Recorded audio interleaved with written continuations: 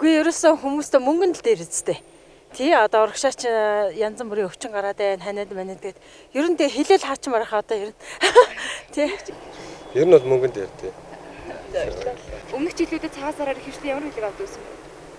Тэгэл мөнгө авна. Ер нь юу авбал гоё вэ? Ер нь мөнгө авах гоё шүү дээ. За баяр. Тий.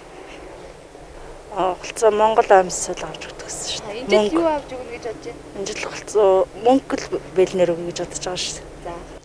Дэлгүүртөө бараанд өгдөг л хятад ороод өгдөг шүү дээ. Чад нөө нэг янд хүнд ямар ч хэрэггүй нэг сонь хөгийн нэг хятад юмнууд өгөөд идэв шүү дээ. Тийм бити өгөөсөө л гэж бодчих. Бэлэг юу л өгдөг байсан шүү дээ. Би ч одоо бэлэн мөнгө л тавьсан. Энэ жил цагаасаараар ямар бэлэг өгнө? Энэ жил одоо бас тэрийг л даана. Энэ жилийн сарын цагаан сараа 90-ний одоо энэ монголчууд энэ юу мөнгө л барьчлах зүгээр юм уу гэж бодоод янз бүрийн тэгээд хятадын нэг удаас орж ирсэн янз бүрийн тийм юм яаж яхаараа мөнгө л өгчүүл зүгээр юм уу гэж бодоод мөнгө л бэлдээл явж байгаа шүү дээ. Өдөөнөө бол хөөхтүүдээ мөнгө л өгнө шүү дээ. Энэ жил ямар бэлэг өгнө? Өгдөгөрөө л өгнө. Тэрнээс янз бүрийн тэр хожаа мараа тэр элдв шалтай бол юу ямар ч хэрэггүй.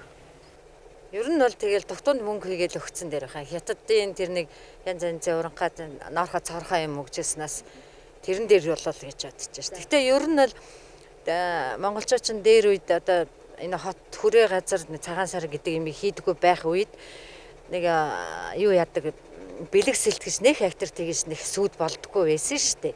Одоо миний жоохон байх үед бол одоо л нэг бие биенээсээ давах гэдэг юм яа нэг тиймэрхүү нэг тийм үзэгдэл бий болчаал байгаа болохоос биш бэлэгний асуудал дээр бол санал нийлдэг шүү дээ. Тий.